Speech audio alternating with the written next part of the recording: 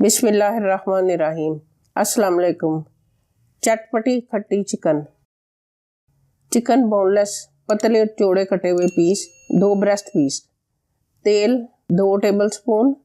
शिमला मिर्च 1 अदद चौकोर काट लें। प्याज 1 अदद चौकोर काट लें। सब्ज़ मिर्च 4 अदद, 1 मिर्च के 4 टुकड़े काट लें लंबाई में। नींबू का रस 1.5 टेबलस्पून। लहसुन 1 टेबलस्पून। दही 1 पाव। नमक 1 चाय का चम्मच या हस्बे जायका। काली मिर्च कुटी हुई 1 चाय का चम्मच। साबुत जीरा 1.5 चाय का चम्मच। बादाम पिसे हुए 2 खाने के चम्मच।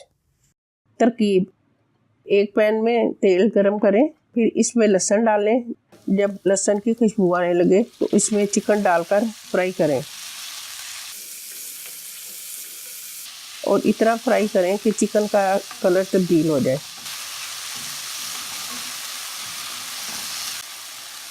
फिर इसमें शिमला मिर्च, प्याज और सब्ज़ मिर्चें डालकर 2-3 मिनट फ्राई करें।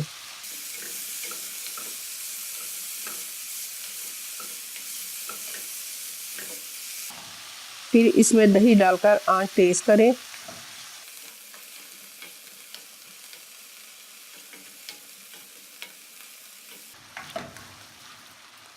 नमक और फिर काली मिर्च कुटी हुई, जीरा और नींबू का रस डाल दें और 2-3 मिनट पकाएं।